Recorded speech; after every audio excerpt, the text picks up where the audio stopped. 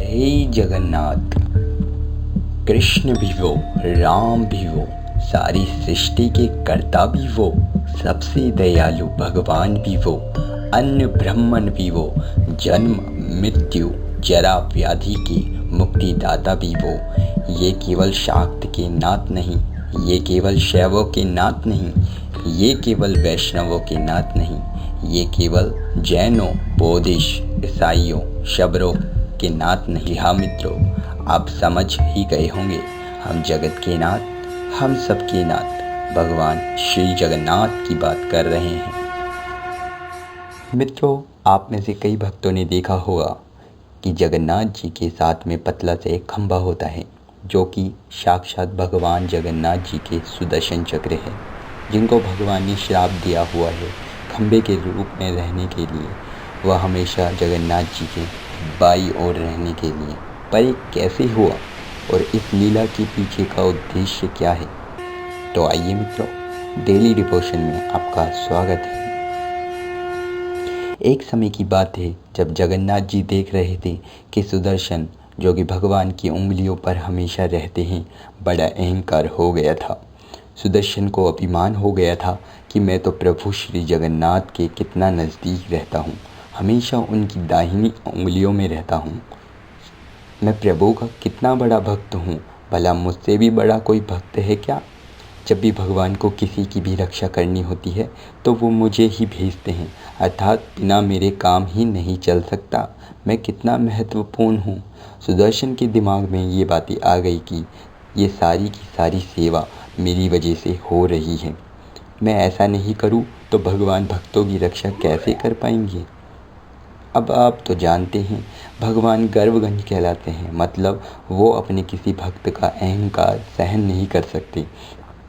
तो एक दिन भगवान जगन्नाथ जी सुदर्शन को बुलाते हैं और कहते हैं कि मुझे हनुमान जी की याद आ रही है, जल्दी अयोध्या जाओ और मेरे प्रिय भक्त हनुमान जी को बुलाकर लेकर आओ, मुझे हनुमान जी से मिलना है। तो भगवान के सुदर्शन चक्र अयोध्या गए और वहाँ पर देखते हैं कि हनुमान जी भगवान राम के नाम के उच्चारण में तल्लीन थे। तो सुदर्शन हनुमान जी से कहते हैं कि भगवान जगन्नाथ जी ने आपको याद किया है। तुरंत हनुमान जी अपनी साधना से उठ जाते हैं और जगन्नाथ मंदिर पहुंच जाते हैं। पर सुदर्शन अपनी शक्ति पर गुमान के कारण और अपने आप को प्रभु का सबसे बड़ा भक्त मानने के कारण अहंकारवश हनुमान जी की अकारण ही परीक्षा लेने लग जाते हैं और मंदिर के द्वार पर ही उनका रास्ता रोक लेते हैं। मित्रों, जगन्नाथ मंदिर में प्रवेश के 4 द्वार हैं, तो चक्र ने अपने आप को 4 भागों में विभाजित कर लिया। जैसे ही हनुमान जी पहले द्वार पर गए, वैसे ही चक्र ने उनका मार्ग रोक लिया। तब हनुमान जी ने दूसरे द्वार से जाना चाहा, तो वहाँ भी चक्र ने उनका मार्ग रोक लिया। ऐसे ही तीसरे व चौथे द्वार पर चक्र ने हनुमान जी का मार्ग रोक लिया और चारों द्वारों पर हनुमान जी को मंदिर के अंदर प्रवेश करने नहीं दिया। अब हनुमान जी ने सोचा कि यही चक्र मुझे बुलाकर लेकर आया और यही मेरा रास्ता रोक रहा है प्रभु से मिलने में। परंतु उस समय हनुमान जी ने अपनी आंखें बंद की और प्रभु श्री राम से प्रार्थना करने लगे और देखते ही देखते प्रभु श्री राम की कृपा से हनुमान जी के 6 हाथ प्रकट हो गए। अब आप सोच ही सकते हैं कि बचपन में इन्हीं हनुमान जी ने सूरज को निगल लिया और अपनी पूंछ से पूरी लंका को जला दिया। बताया जाता है कि 2 हाथों से हनुमान जी भगवान को प्रणाम कर रहे थे, 2 हाथों से कीर्तन कर रहे थे और अपने 4 हाथों में सुदर्शन को पकड़कर जैसे ही हनुमान जी अंदर गर्भगृह में जगत के नाथ भगवान जगन्नाथ के दर्शन करने पहुँचते हैं, तो जगन्नाथ देखते हैं कि सुदर्शन का क्या हाल हो रखा है। अब आप तो जानते हैं कि प्रभु श्री जगन्नाथ सर्वज्ञाता है, वो सब जानते हैं कि कैसे सुदर्शन अहंकारवश हनुमान जी को मंदिर के अंदर नहीं आने दे रहे थे। अब सुदर्शन अपने रूप में प्रकट हुए और तभी सुदर्शन को बड़ी ही आत्मग्लानि हो रही थी, तो भगवान जगन्नाथ जी के चरणों में क्षमा मांग रहे होते हैं। जगन्नाथ जी को उन पर बहुत क्रोध आ रहा होता है। तभी जगन्नाथ जी उनको श्राप दे देते हैं। जहाँ पर अहंकार होता है और जिस भक्त के अंदर अहंकार होता है उस भक्त का मेरे आसपास रहने का कोई भी अधिकार नहीं है। जाओ, मैं तुम्हें अपने मंदिर से बाहर भेजता हूँ। तुम्हारा मेरे मंदिर में कोई स्थान नहीं है। इतना सुनते ही सुदर्शन विलखते हुए, रोते हुए क्षमा मांग रहे होते हैं। जगन्नाथ जी फिर भी उनकी तरफ देखते नहीं हैं, परंतु हनुमान जी भगवान जगन्नाथ जी से सुदर्शन के लिए प्रार्थना करते हैं तो प्रभु उनको क्षमा कर देते हैं।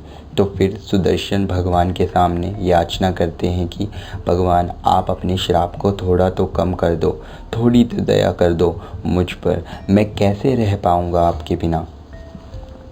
भगवान जगन्नाथ कहते हैं ठीक है, अपने रूप में तो तुम मेरे साथ दाईं ओर नहीं रह पाओगी, लेकिन तुम एक खंबे के रूप में मेरे बाईं ओर मेरे साथ रहोगे।